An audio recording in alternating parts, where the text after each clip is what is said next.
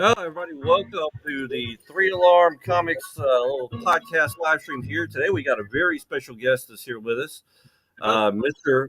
Austin St. John. Three Alarm Comics little podcast live stream here. Today, we got a very special guest that's here with us, Mr. Austin St. John. Three Alarm Comics little podcast live stream here. Today, we got a very special guest that's here with us. We may have to turn your volume down a little bit, Austin. On your Is that my volume?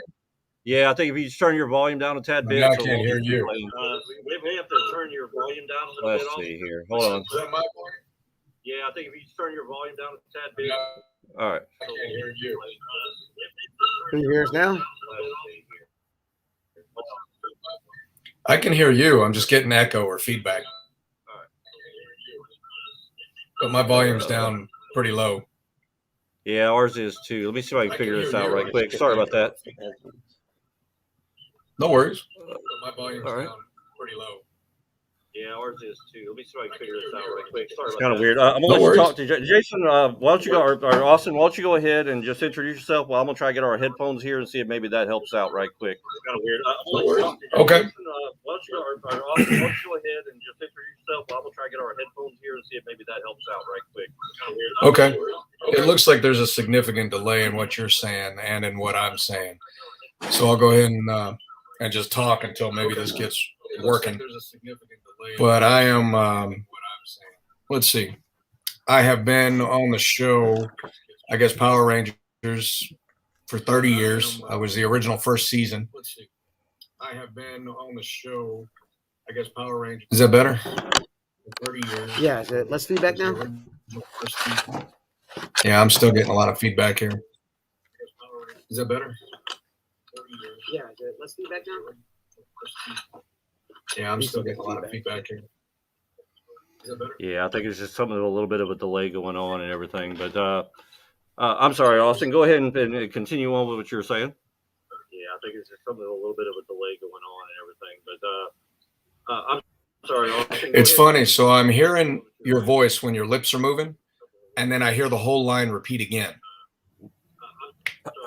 It's funny. So I'm hearing your voice. Yeah, we're hearing the same thing on this side as well. I'm not really sure what's going on.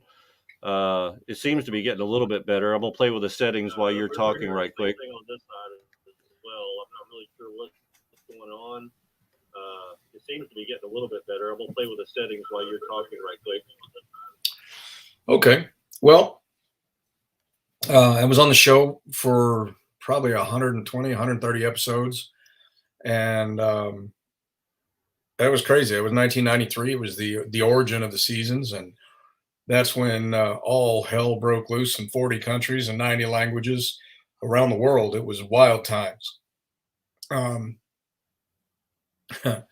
I still think back to it, and it's just mind blowing. You know, I was a teenage boy in charge of the world's greatest superheroes, and all of us had I don't know how many tens of millions, hundreds of millions of fans that looked up to each of us or all of us in some way or another as a role model, as a brother figure, sister figure, father figure, mother figure. You know, it was different for a lot of folks, but you know, I didn't even think the show was going to get picked up when it got started. We did one appearance at Universal Studios, the only live appearance we have ever all done together. And it will remain that way because now Twee's gone. But we broke Universal attendance records. They put us on the same stage as Madonna and Aerosmith and Michael Jackson. You know, it was a true rock star moment. The local highway was backed up for 8 miles into downtown Los Angeles, and just insanity. You know, we were leading the news every night with Tom Brokaw. And back when the news was closer to real than it is today. And just wild times. And, you know, now here I am all these years later. I went off, you know, I taught martial arts. I went back to college. I got 2 bachelor's degrees. I went off and joined the fire department. I worked as a paramedic. I was 4 years overseas as a medic attached to military operations, worked with the Army, worked with the Corps, worked with the Air Force, Navy. and had my shooter classes and my shooter ops, and did my work in security. So over there they call it Sec 4. That's the Army's version anyway. And now I'm back here, and I wasn't even aware there was a here to come back to as far as Power Rangers went. I thought, okay, I did my job. It was great. It was big. Now I'm off to go be a big boy, an adult now. And I got a call from Walter Jones while I was in Kuwait, one of my last stations, and he told me, "Hey, man, there's a thing called a Comic-Con." I was like, "Is this a Boy George joke? What are you talking about?" I was like, "Comic-Comica what?" And he says, "Yeah, all your fans grew up." And I was like, "No, they didn't. Stop." And he goes, "Yeah, man, you should come see them. They're happy to come out and say hi." And so he's telling me all this over my sat phone, and I'm like, well, I'm kind of tired of bullets, boots, and band-aids, and maybe I'll go check that out. I came home, and now I've been around the world, started my online company. I'm building jewelry, clothing. I do master seminars for martial arts instruction a couple times a year. Well, I mean, I haven't since COVID, but I'm getting ready to go back to it. And I've done a few films. Did another film with John Schneider from Dukes of Hazzard and Supergirl. We just released that, called Tres Leches, so that's out. Find the links on my social media. And did a little film called Monsters at Large, which is okay for the family. Tres Leches, the film, is not for the family. This is a rated R comedy. I play a super stupid cop who's trying to track down someone that slept with my wife. And it is terribly, tragically, horrendously funny. You'll love it. All right. So, and then I did another TV series, season 11 of Fireball Run. Every season stands alone. So if you're a stereotypical guy, whatever that means today, without pissing off one group or another, there's history, fast cars, and old school guy stuff. Guys aren't allowed to like that stuff anymore. We have to like everything now. But so anyway, cool stuff there. If you want to check out Fireball Run, it's called Big Country. And I've done some other films and stuff too. I just can't think of them right now off the top of my head. Well, one of the things I have to say, I have to commend you. I myself, I'm about 25 years on at the fire department I'm on, so did training for quite a few years. So thank you for your service. I understand what that's going through and dealing with all the things you have to deal with that. Also, being prior military myself, I have to say thank you for going and helping out in the places you could. Definitely. Yeah, that's my pleasure. I appreciate what you're doing with the department and the service. It's it's rare you find people today who are willing to serve something bigger than themselves. Most everybody today is just happy to serve them damn selves. My father just retired from the police department down in South Florida. He was 42 years in the force. Yeah, my brother is currently LAPD, and my mom was one of the first cops in the state of New Mexico. I think the first ever in Roswell, New Mexico. And that was in the 70s when women didn't belong. Right. And she is tough. She paved the way. Yeah. So you will never see me taking a stand against police or calling to defund them or doing any of that crap. Absolutely. That is not how I'm wired. And I said I got to commend you on that because, like I said, it's as you well know from being in the emergency service industries and everything else, it's not an easy job. It's not something that's for everybody. It takes a special type of calling to do the kind of job you do. So anybody out there who's also listening, and thank you for your service, military service, fire service, police service. Thank you all. Yeah, absolutely. Definitely. I'm going to turn this over for a second to my buddy Jason, who's right here with me.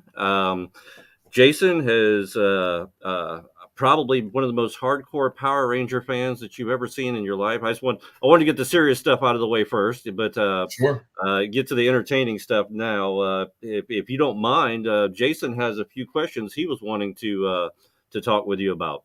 Shoot. All right. A couple of years ago, we had Walter here for our Gulf Coast Fan Fest. He's my boy. I got to be Walter's handler that day, and we got to talk a lot, and he danced with my youngest daughter on stage. It was really good times, and he was giving me some insight of his perspective of the show. And every time I get to meet one of the original Mighty Morphin, I get to hear other parts of their feelings of the show. And when you were at Pensacon, I couldn't make your panel. I was working for someone at the time, so uh, I missed my opportunity to talk to you then. That was a But big my panel. question That was is, fact. was that? We were in a theater, I think. Yeah. Early stages of Mighty Morphin from concept to air. I remember in '93, I was so mad at my parents. I told Walter the story. He laughed. My parents had gotten tickets to the Florida Marlins opening game, and I was like, no, Power Rangers is coming. I got to get. And so we had to set our VCR. That's how way back I go to catch that first episode. But I was asking Walter. I asked the same question. Early stages of the show to air. What was how did it go for you? Like, how was the whirlwind of being casted to airtime? I was different than the other four that were cast with me because they were all actors.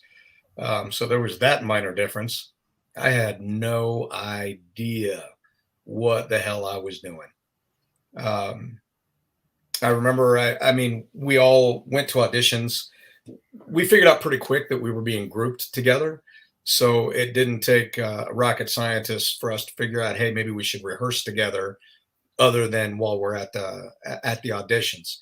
So we met together at Bob's Big Boy and we'd read lines and we'd spend time together and we got to know each other and we truly became friends.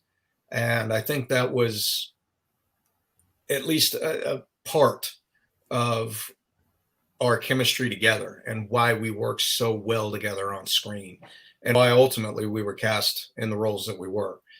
I was told from day one I was trying out for Jason the Red Ranger. Well, at the time his name was Victor, and the show was actually called Phantoms. It wasn't even called Power Rangers. So we were auditioning for Phantoms. I was told I was auditioning for the Red Ranger.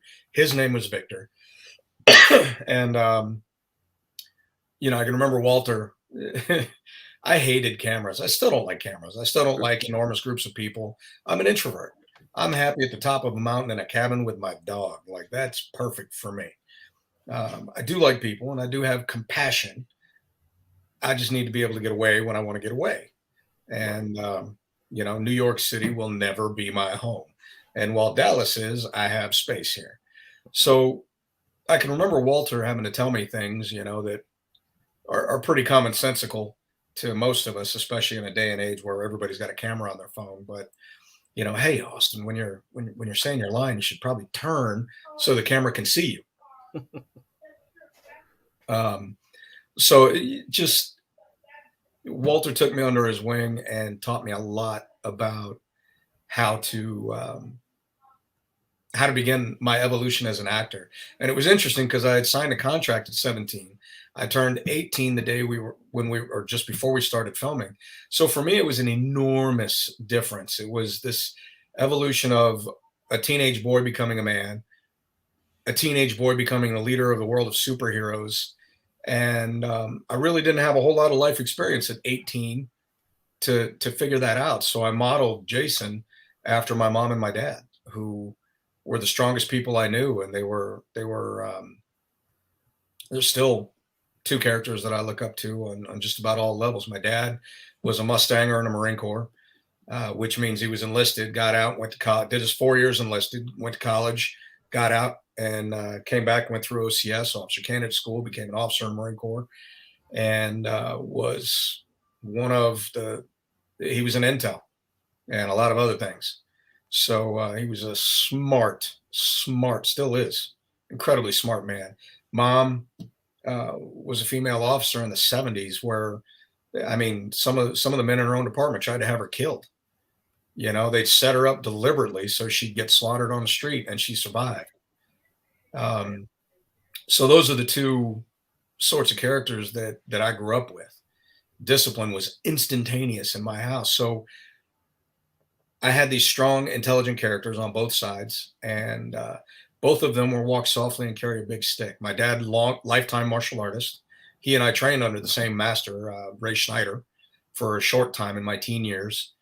And Ray Schneider was Kenpo, Newaza, Jiu-Jitsu, and I can never remember his Taido was the fourth art. Taido is the art of strangulation, Japanese art of strangulation. It's about 80 different holes. So anyway, I grew up with some strong men, male and female characters, and I thought, this is what I need to be. This is what Jason needs to be, but he also needs to have heart, which both my parents did too. And that was how I modeled Jason. Walk softly, carry a big stick, no ego. Humility had to be front and center. That's what every master I ever trained under. If you didn't have humility, they'd beat it into you. And, that happened to me on more than one occasion. So when I was developing as a boy into a man, I was trying to carry that humility. I was trying to not keep my ego front and center. And, I was playing football. I was always in sports. I was in the dojo every day after school. So I was a very capable young man, but I also knew that there's 7 billion people on the planet. There is always somebody better. Right. Go run in your mouth and you're going to meet them one day.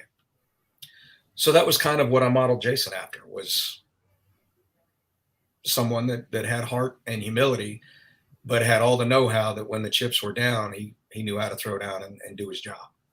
And now Jason's evolution from Mighty Morphin to Zeo, was that a different character spin for you, or did you keep him with the same morals? I kept him with the same morals, but I did loosen him up a little bit on the confidence side. He probably got closer on the confident. Jason was always confident. But on his way to Gold Ranger, he wasn't the leader of the team anymore, in that there was no official leadership. However, anytime Jason took the battlefield or set with the team, he was in charge. Right. So I think I let him have a little more leeway, but I also gave him a little bit more of that older edge, in that, all right, I'm done kicking butt. Now I'm going to go hang out at the pool and have a Mai Tai, so I let him mature a little bit, and maybe a little bit too much confidence at that time, but not a whole lot. And fast forward after that, you did the Forever Red episode where Jason came back as the Mighty Morphin Ranger. How does that fit in with people like to say the continuity of the Rangers, because the transfer of the power, it's a lot of people go in depth on their take, but what did you base that bet off of? I think Jason was brought back, especially the way that he was introed in that episode. It was a last minute, I had hoped there'd be one more. And, Jason is revealed. And then the first line out of his mouth, he reassumes power. Yeah.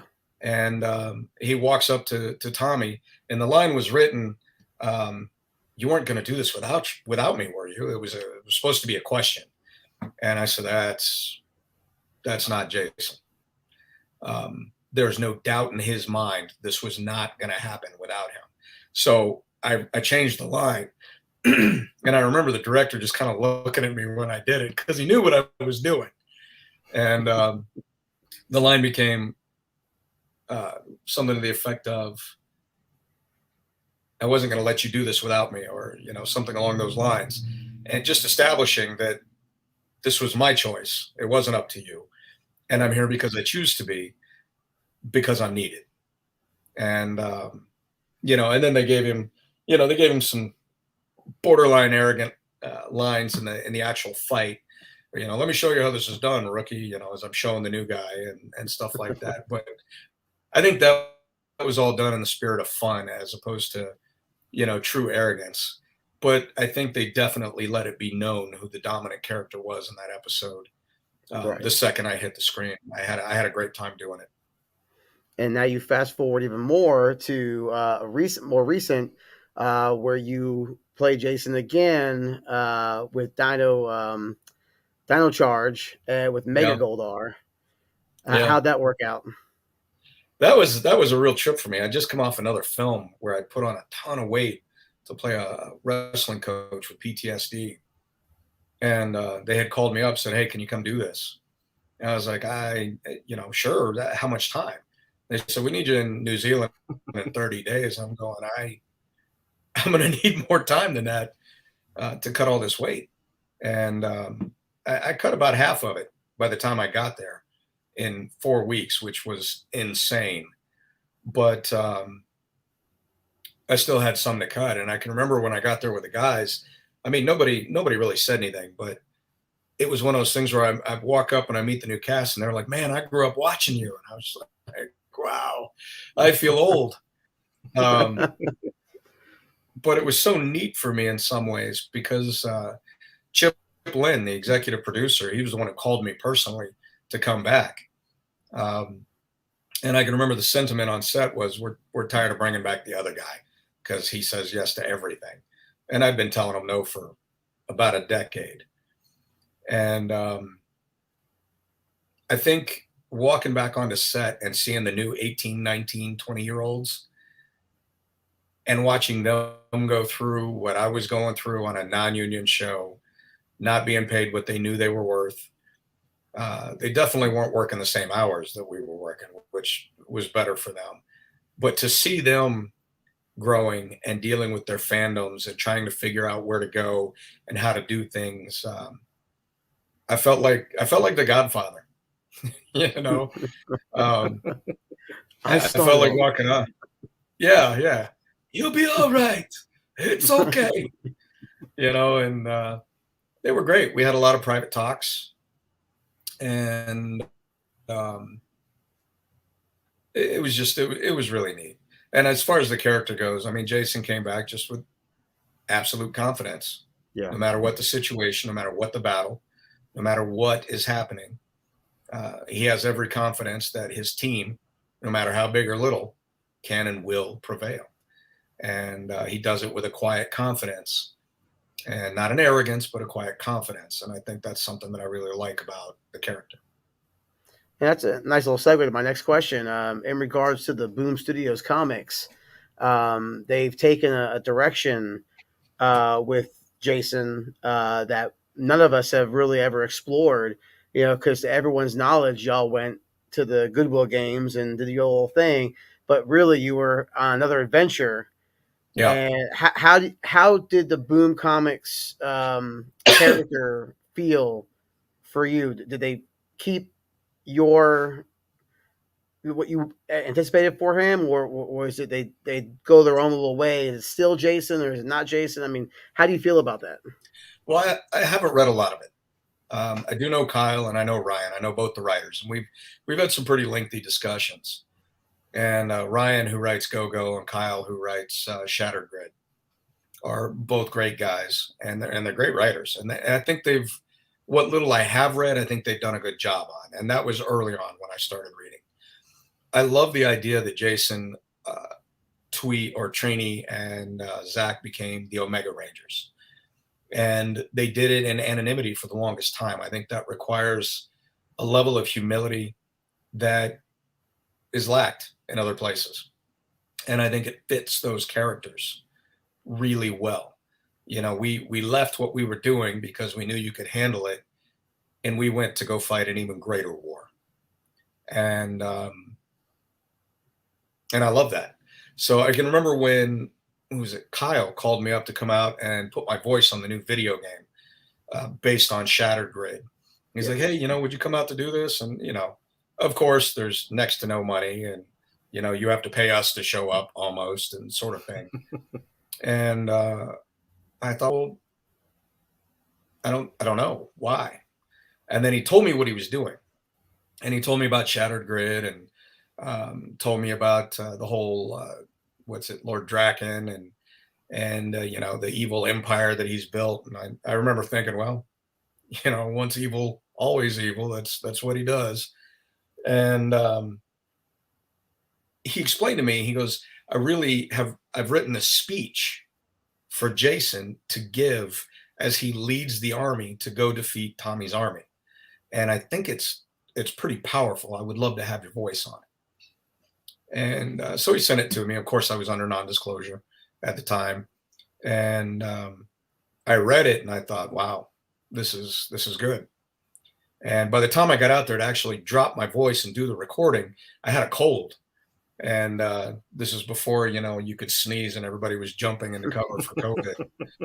And, my voice was cracking, and um, I was having trouble finding that higher range for Jason. He's up here, he's high energy. He's a younger boy versus where I am now, especially as a retired command captain from overseas.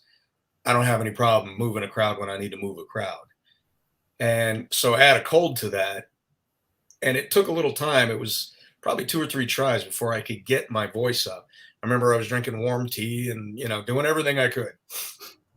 And I finally got it. And I can see, because you record, there's a microphone right here, and it's in a soundproof room. And I'm looking through the soundproof glass at all the guys in the recording bay. And I finally felt myself hit the voice in the zone for the character. And I finished, and I looked up, and I just remember, because I can't hear anything, I remember all I could see through the other side of the windows was guys just rubbing their arms and looking at each other and nodding. And finally they hit the button to talk to me, and they're like, "Man, you just gave us all goosebumps." And I was like, "Good," because that felt good to me too. And they were like, "Yeah." And they were like, "And we're done, moving on." And so I think Kyle and Ryan both approached the characters in a great way. When I found out that Jason and Trini had swapped suits, Yeah, and were, I guess, had developed a thing, I've been saying for 20 years, because everybody's like, "Oh, what happened to Jimberly?" And I'm like, no way. No way. I don't do high maintenance ever in any life. And I can remember them turning around, and I'd tell people, I was like, if Jason was going to date anybody, it would have always been Trini. And then it happened in the comics, and I thought, they know me well. And I loved it. I love it. It's still one of my favorite things. I miss her desperately, and I think she's a great character, and it's a great homage to her strength to put her into the red suit. yeah. The why do you think Mighty Morphin resonates to this very day with everyone? I mean, when you look at some of the chat rooms and the chat boards, every time they announce a action figure or a new line, I mean, because the Mighty Morphin license keeps going and it's not stopping. And I tell Scott all the time, when we see an order, I'm like, I gotta have it, I gotta have it, I gotta have it. But why do you think Mighty Morphin resonates to this very day with everybody? Boy, I've been asked that question so many times. They've never been able to make another show like it. They've tried, and it hasn't come off the same way for whatever reasons. Rangers, I think it started right in the beginning with the chemistry that we truly had as friends and actors. I think in addition to that, there's someone there, whether it's my generation or other generations, that in some way every little kid, and now many, many adults, can identify with.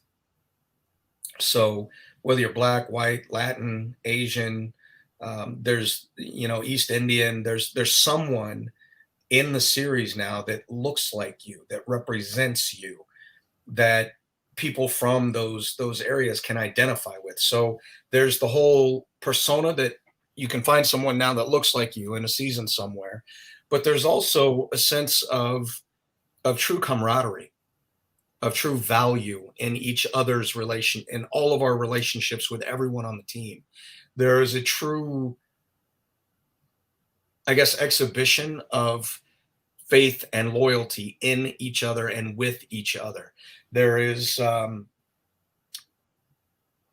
happiness, there's troubles, there's trials, there's tribulations.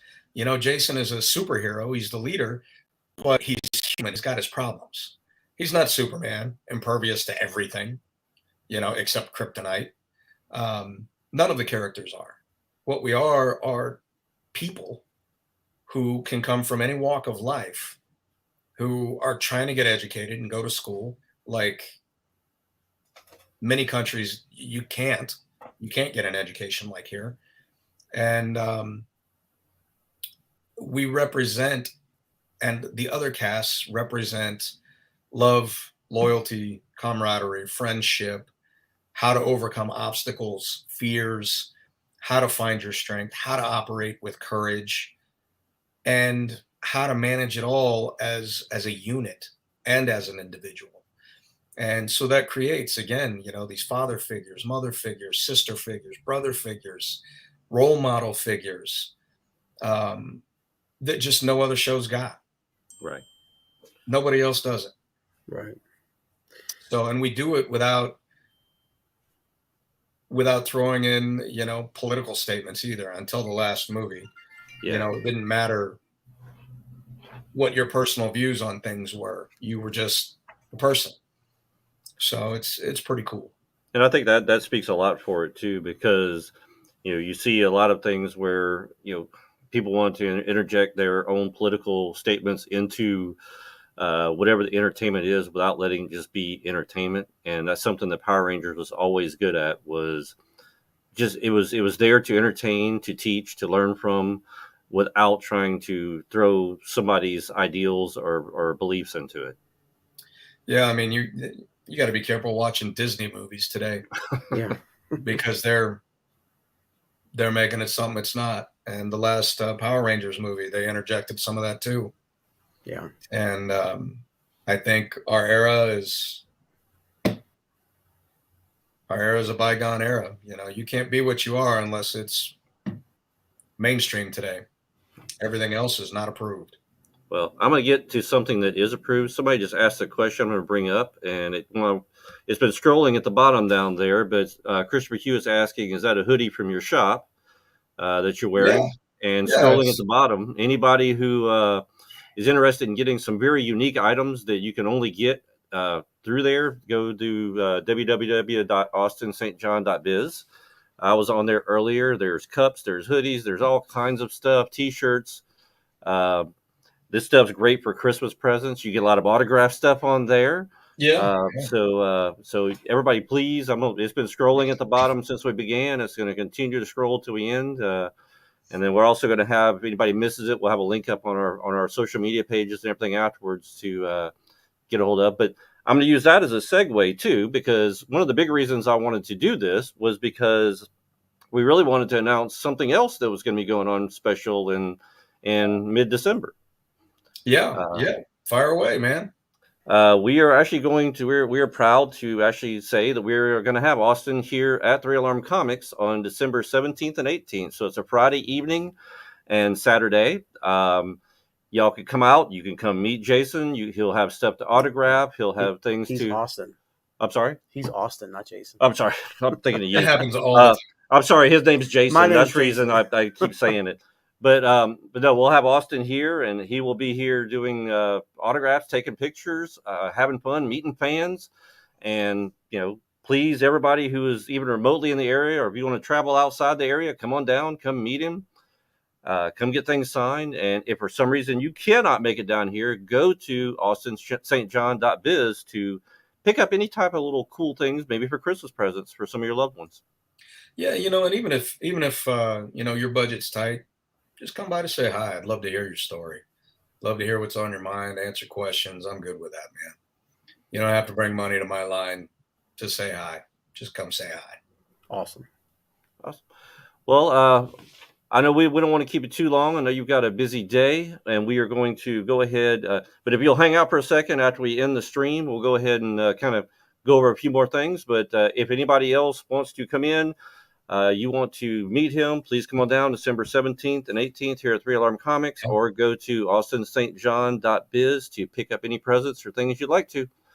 Yeah, Everybody, the website is getting ready to be completely rebuilt. So I'm hoping next week I will relaunch the website. And the show aired in 90 countries and 40 different languages, or 40 countries and 90 different languages.